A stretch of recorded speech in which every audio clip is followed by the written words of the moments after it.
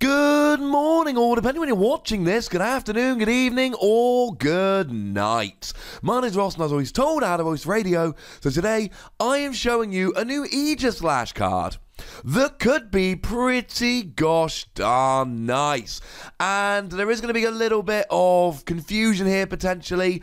I have had this argument with people in the past, but I assure you, ladies and gentlemen, I have checked, I have done my due diligence, and it is definitely pronounced Aegislash. Now, this is coming in the upcoming Forbidden Light expansion and was revealed on the official Japanese YouTube account. And yes, once again, can we have a YouTube account that reveals cards and gives us fancy reveal videos? I would like that, ladies and gentlemen. That would make me pretty happy. So it is a psychic Pokemon, which in theory means it's hitting a really good weakness against things like Buzzwole and Espeon. Although, like we're going to see in a minute, it's not really a Pokemon we're going to use for doing damage all that often. It is weak to darkness, which is a bit of an issue because it's got 150 HP. And 150 HP is pretty high. But it's weak to darkness, which means it's weak to Zoroark, which means there are a whole bunch of Zoroark decks around at the moment. It is the most popular deck around at the moment. And yeah, that's That's going to be bad. The good news is it does resist fighting, and the other big deck around at the moment is Buzzwole. So although it's got a weakness to one of the big Pokemon, it at least has a resistance to the other one, while hitting for weakness could be worse, unlike the retreat cost, which at 2 literally could not be worse pre-rotation. And with these Stage 2 Pokemon, it's always worth just pointing out that it is a Stage 2 Pokemon. That's not great, ladies and gentlemen. It means you've got to use stuff like Rare Candy. It means it takes more space in your deck. Harder to find the deck space. Harder to actually get it working in a game. But hey-ho, because it's got a really nice attack. For 1 colorless energy, during your next turn, if the defending Pokemon is damaged by an attack, it is knocked out. Straight away, KO'd, and it doesn't have to be hit by Aegislash. It's absolutely any attack, and it's instantly knocked out. And of course, I should mention at this stage that if we go into the expanded format, we have Dimension Valley, which reduces the attack cost of any psychic Pokemon by 1 colorless energy, meaning that this is actually a free attack. So you can put this in literally any deck ever. It doesn't need to be a deck which is entirely focused around psychic Pokemon. You can just pop it in, and as long as you're playing Dimension Valley, you're off and rolling. It's for 0 energy. But even if you're not playing Dimension Valley, it's 1 colorless energy. This is a Pokemon that could fit nicely and neatly into any deck whatsoever. Any deck can play this. It's quite nice as a techable Pokemon. And this attack is pretty gosh darn nice. Now, when I saw this, the one that really sprang to mind for me was the Absol from Guardians Rising with its Doom News attack. Now, Doom News, for a darkness and a colorless energy, said put all energy attached to this Pokemon into your hand. At the end of your opponent's next turn, the defending Pokemon will be knocked out.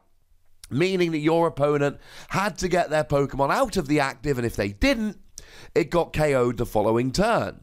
Well, that's pretty much the same thing we're dealing with here. I should mention the translation for this comes from the lovely Rappelmann TCG, Mr. David Hockman himself. And essentially here, your opponent has to get their Pokemon out of the active. If they don't get their Pokemon out the active, any damage from any Pokemon in an attack would get a KO. That means that if something like a Decidueye was sitting out there, and I don't think you'll be playing Decidueye and Aegislash in the same deck, but let's just roll with it, that's damage from an ability that wouldn't count. But if something like a Rockruff came out, for instance, and sat there and did a paltry 30 damage with Wild Kick, that would be enough to get a KO on something like a 250 HP Metagross GX. That's pretty nice. Now, it is a 2-turn attack, essentially, which means you've basically got to be 2-hit KOing, which does limit it somewhat. But we've got plenty of Pokemon around at the moment, and Buzzwole is a prime example here, that have a very high retreat cost. Now, of course, your opponent can always play something like a Guzma to switch out of the active, but they cannot play an Ace Roller. One of the things I really like about this attack on Aegislash is that it doesn't do any damage. As weird as that might sound, if it did damage, your opponent could go, oh, now I'm damaged, now I can just switch out of the active using Ace Roller and I'm good. But that, ladies and gentlemen, is not where we are at the moment, because it doesn't do any damage. Which means Ace Roller cannot do anything because there is no damage on the defending Pokemon. They can still switch out with something like a Guzma, they can still retreat. And I've had this question, and newer players, you know, this is something that they need to become aware of. It's the defending Pokemon. But as soon as a defending Pokemon switches to the bench, it is considered a different Pokemon. So if your opponent were to play something like a Guzma to switch and then retreat into the same Pokemon and get a KO, you would then not be able to KO it with any damage, because as soon as it switches to the bench and comes active again, it is considered a different defending Pokemon. And that really is where this attack falls down. The one colourless energy is great. The ability to use Dimension Valley is phenomenal. But you've got to have your opponent not switching their active Pokemon for a turn. And if that was a fantastic thing that worked regularly, well, Absol would see more play. But Absol's not seeing very much play at the moment. Now, there are a few people who are playing around with Absol with counter energy, and I've gotten emails from a bunch of those people. I've seen it seeing play. And of course, Absol is a counter energy only when you're behind on prizes, and Aegislash is any energy at any point during the game. But I still think this really puts it on your opponent to switch their active, and if they do switch their active, you've gotten a stage 2 out, and you've not really done anything. You've wasted an attack after evolving up into a stage 2.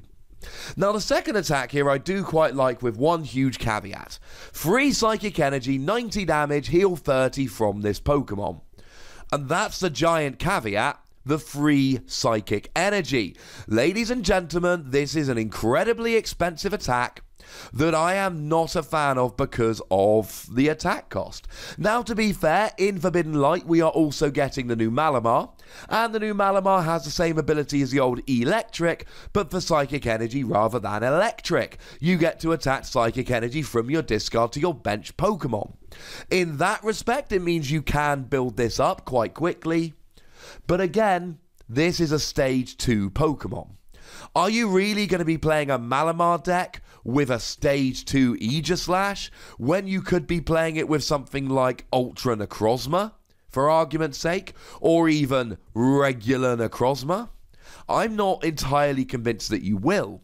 And the other annoying thing here is that because you do 90 damage, when that's doubled, you won't even get a one-hit KO on Buzzwole, because you'll do 180 and actually fall quite short. And I'm sorry, ladies and gentlemen, but if I'm putting free energy attachments onto a stage 2 Pokemon, I expect to be knocking out something with weakness without having to resort to something like a choice band.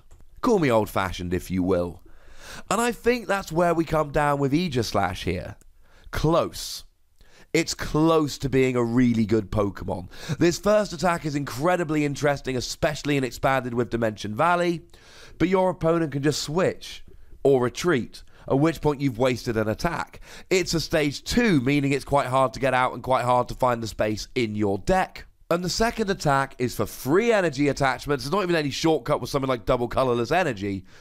And then you're not even getting a KO on something like a Buzzwole. I'm going to give Aegislash between 2 and 3 Wassies. We don't give half Wassies. That would be barbaric. I am a fan of this card. But it's more I'm a fan of what it can do, but the context in which it can do it really takes it away from being a favourite of mine. Too expensive. Too awkward. I'm sorry, ladies and gentlemen, I wish it were different, but it isn't. But as with all of these new cards, I'd love to hear from you guys, so let me know in the comment section. Go nuts! but be nice. Make sure you like this video, subscribe to this channel, follow me on Twitter at the Wassy, and Twitch for some live action at twitch.tv/PTCGRadio. If you want to support the channel, get some bonus podcasts and so on, you can do so by going to patreon.com/PTCGRadio. But by far the most important thing, as always, is to look after yourselves until next time. Thank you very much for watching. My name's Ross, and you've been watching PTCG Radio.